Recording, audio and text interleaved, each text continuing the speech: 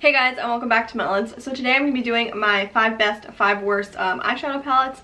I saw Jamie Page does this series on her channel and I thought it was really interesting, so I wanted to start it here on our channel as well. And I thought what better than to start off with eyeshadow palettes because everybody loves eyeshadow palettes.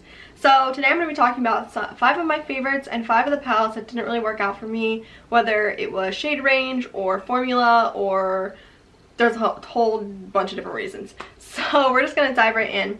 And I'm going to start off with the more disappointing palettes because I want to end on a good note in this video. So we're going to start off with that. And the first palette that I'm going to talk about is the Naked Urban Decay Smoky palette. Now I have the second one and the third one and then this one as well. And the second and the third Naked palettes were like the first eyeshadow palettes I ever owned. And I think as eyeshadow palettes go, they were very good at the time of their release, and they're very good if you are just starting out in makeup, which I was at the time. I thought they were beautiful.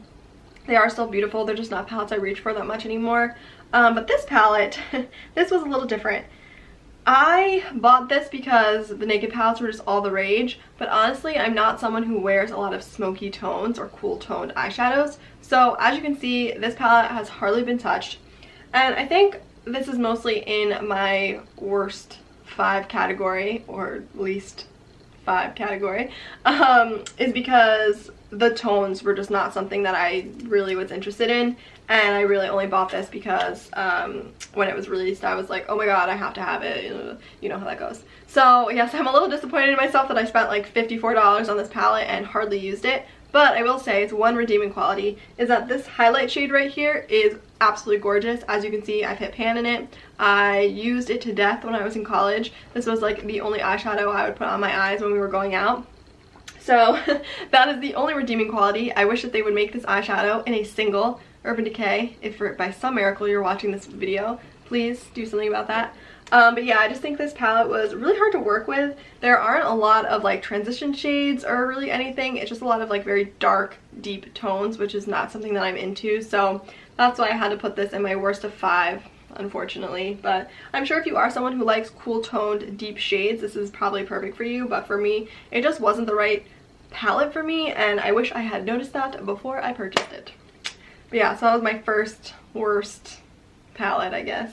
I don't like saying worst because it's not that they're bad products, it's just that they don't really work for me. So I don't know how I feel about that title. But we're gonna move on. So now I'm gonna move on to the first palette in my best of 5.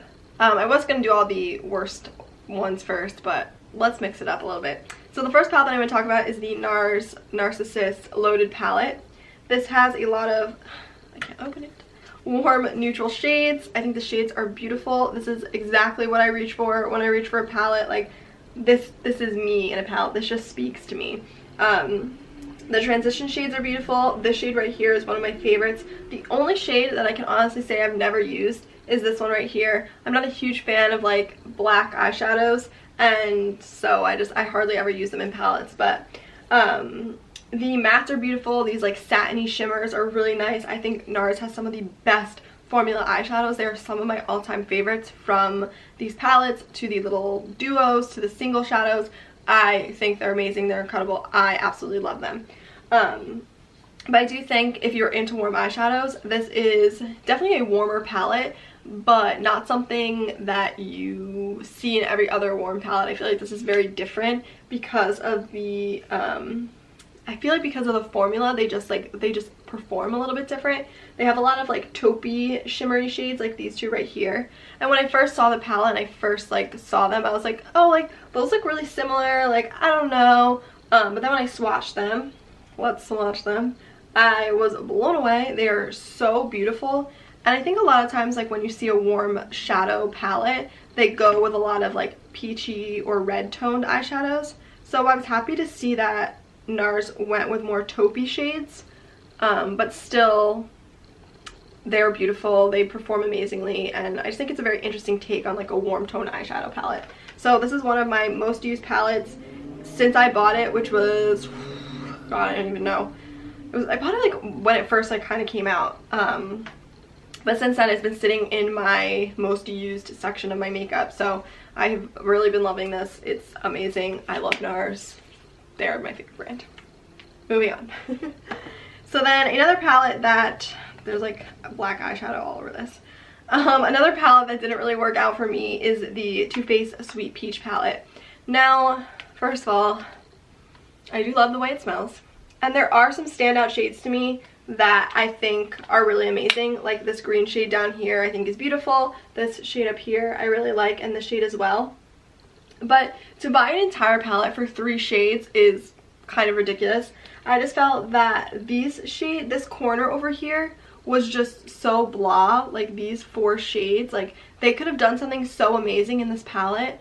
And I just felt like these were all so similar that I was a little disappointed. And then same with kind of these shades over here. Like I don't know, I felt like there was a lot of tones in this palette that are very similar, and it was very hard to make like a standout eye look. So I don't know, there are really only 3 shades that I love from this palette. I just find that it's very hard to make a look just using this. I find myself using another palette for my base, and then if I want a pop of green I pull it out for this, or if I want like a terracotta color I pull it out specifically for this color. But I don't find myself reaching for this palette and only using this palette, so that's kind of why it was a dud for me. I also just find myself not really loving the like pinky shades in the middle. I don't know why, just on my skin tone they don't work very well. And this shade right here, like I just really don't know what you're supposed to do with that. It's like this like peach matte, but it has like these chunky glitters in it. Like I really just don't know what you're supposed to do with that. So here it is swatched. Like it's a beautiful shade. You probably can't see the glitter in it. But there's just like these weird chunky patchy glitters. I don't know, it was just strange. I feel like that shade would be better suited as like a blush or something. But yeah, so this palette was just weird for me. There are shades that I love from it, but there are other shades that I just think could have been replaced with something a little bit different, a little bit better, so that it stood out more. I don't know, I felt like there were a lot of similar tones in this palette, so that's why I don't reach for it as much. But on the other side of the spectrum, something that I love from Too Faced, this is the Too Faced Just Peachy Mattes. Now, this is a peach palette that I think they hit it out of the park with. If I can open it, there we go. It is an all matte palette, but I just think that the range of these shades was so much better than the original peach palette.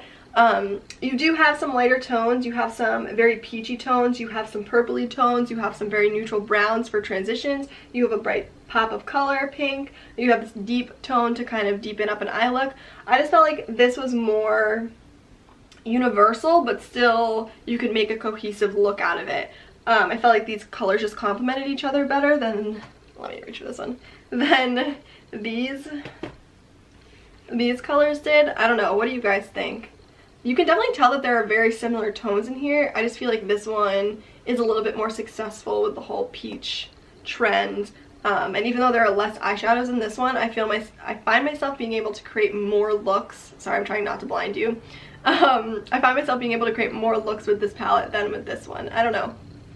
I also like that it's all matte. I find myself reaching now for more matte shades in my eye looks. I don't know why. It's just something that I've been really loving. So I think that's also why this one resonates with me so much more than that one over there. But yeah, so this is another palette that I really love. I also think the formula in these is a lot better. I don't know what it is, but they're super pigmented but still easy to blend. I feel like some of the mattes in the original Too Faced palettes were almost too pigmented, or some of them weren't pigmented enough. It was always very different. You weren't sure what you were going to get. But all of these, you can tell it's the same formula. It's amazing. It's incredible. I love this palette. It's definitely one of my staples. When I want to reach for an all matte palette, this is the one I always reach for. So I love this thing.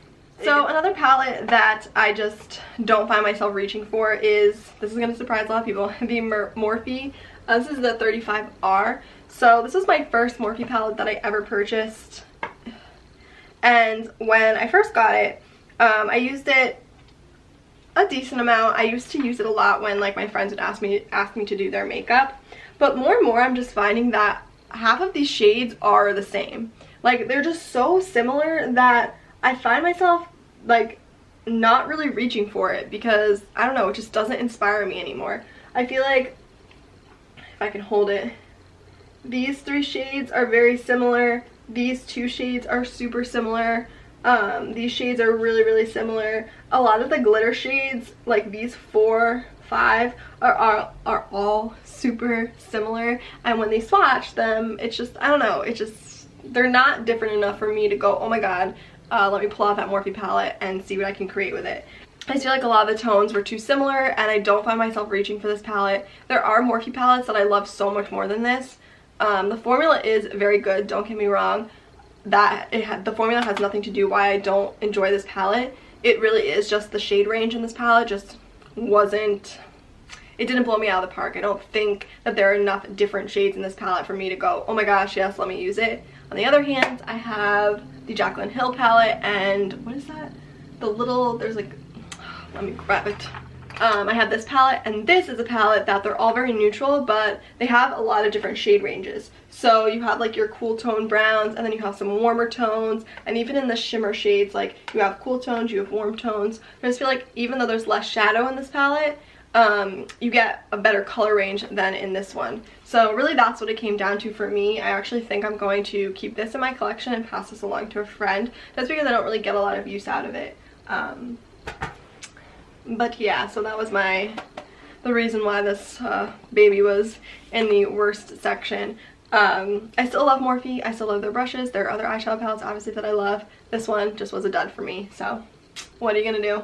So the next palette I'm going to talk about is another like more affordable option. This is the Dream Street palette by Kathleen Lights and ColourPop. I absolutely love this palette.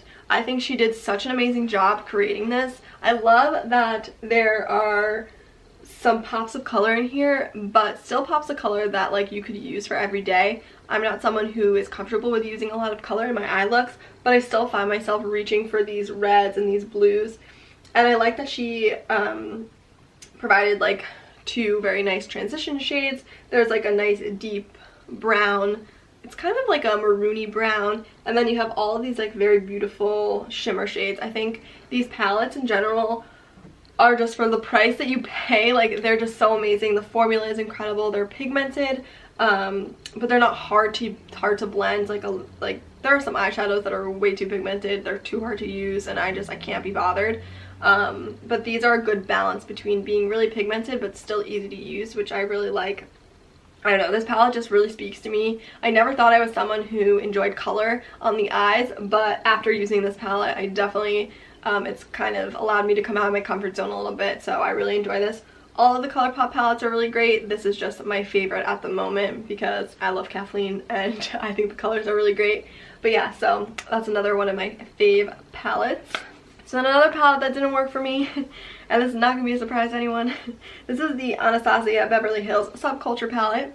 Now, I was kind of mixed about this palette because there are 3 shades in here that I absolutely adore.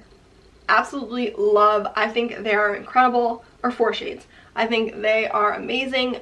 But then the other shades in here, I just don't really know what to do with. So the shades Roxy, Fudge, New Wave, and Adorn are some of my all-time favorites. I actually use them a lot. Not so much on the channel because I know that this palette has a lot of like mixed reviews and you never know what you're gonna get. But then the rest of them, like this shadow came completely crushed, so I don't use it. This shade is just super patchy. I'm not really sure how you're even supposed to use this shade. It's such a weird undertone. I'm never going to use this like mustard color. I just feel like the colors in here are just like kind of all over the place. And at first that's what drew me to this palette. I thought it was so different, but still a neutral palette that you can use every day.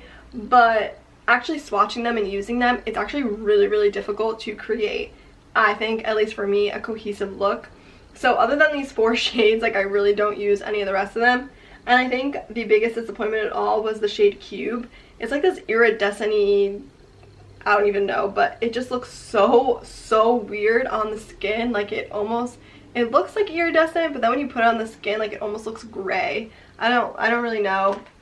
I don't know if that's just mine or if it's the formula, but yeah, so this palette was kind of a dud for me as well, other than those 4 shades, which again, I can't justify like buying a palette for 4 shades in it. I think there are probably some really good dupes that you can go out and purchase, but yeah, I feel like everyone else I feel like just like everyone else, this palette was kind of a pass for me, unfortunately, because the shades were, in theory, a good idea, but not really in real life. They just don't work for me. So yeah, moving on. So next up we have another NARS palette, and this is the NARS Wanted palette. This is the newest eyeshadow palette from them, or, well, now they're releasing another new one, but anyway, they're like a pastel-y one they have now, but anyway. So this eyeshadow is more pinky tones than the first one, and when I first saw it I was like, that's not really for me, and then I swatched it in the store and I was like, I need to have this. The mattes are the same formula as the original Loaded palette. I always get the names mixed up. But the shimmer shades in here are a little bit different. They're not that like satin finish, they're definitely true shimmers. And they remind me a lot of the Tom Ford foiled shadows that come in those quads. I think these shimmer shades feel so luxurious, like they're incredible. And it's kind of what made me ultimately decide to purchase this palette, because even though the shades weren't something that I normally reached for, these shimmer shades just really sealed the deal for me. And now it's a palette that I use almost every day. So here are the 4 of the shimmer shades. I just think that there's such beautiful tones. Again, this palette has really good transition shades. It has some deeper shades to kind of deepen eye looks. It has some pops of color. It has a nice highlighting shade. This is a palette that, although it's a little bit smaller than some other palettes you can find at Sephora, it definitely gives you a good range of shades. You can make a cohesive look out of it. You can make a few cohesive looks out of it. I really have been reaching for these NARS palettes so much recently. I'm obsessed. My favorite shade in this entire palette though has to be this one down here, this like red maroony shade. I am obsessed with it. I used this in the Valentine's Day look, one of the ones that I did, and I was so obsessed with that look. I actually wore it on actual Valentine's Day when I went out with my boyfriend, and it's just so amazing. Whenever I wear this palette, I get so many compliments on how my eyes look. I think these colors just very like enhance my natural eye color very nicely. So I really love this palette. Great formula, great shade range. I really hope they keep making more of these. And then my last like worst of palette, or this is the Huda Beauty Textured Shadows palette, the Rose Gold edition. So when I first got this, I actually really liked it. I think these shades are the coolest formula on the market. I think they're so incredible. I just find that the mattes in here are nothing special, and for $65 I want the entire palette to make me as excited as these like 6 shades do down here. I can't do math. I guess 7, because Blessed is kind of like that too. But so yeah, that's why this is kind of in my worst. Not because I don't love this row, it's because I don't love the 2 above it. The shades are nice, like they're good basic shades. These three down here are probably my most used, but this shade never gonna touch in my entire life. This shade, I'm not even really sure, like I don't know, it just doesn't really do it for me.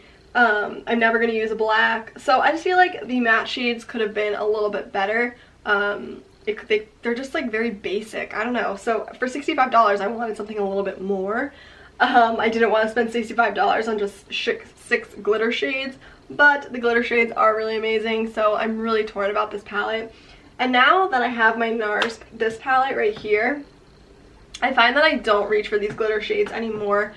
This used to be my go-to for like toppers. Whenever I was doing an eye look, I would take my mattes out of a different palette, like the Too Faced matte palette or any of the other palettes that I showed you, and then use these glitter shades as a topper. But now I'm just finding that there are other formulas out there that kind of, they don't feel the same, but they perform the same, so I just don't reach for this anymore, which kind of upsets me because I spent $65 on it. Like, if you spend $65 on an eyeshadow palette, you probably should get some good use out of it. But I don't know, so that was kind of a disappointment, but what are you gonna do? So then my last favorite eyeshadow palette, which is gonna be a little bit of a surprise, I think. This is the Dior, like 5 colors palette, and this is in the shade Embrace.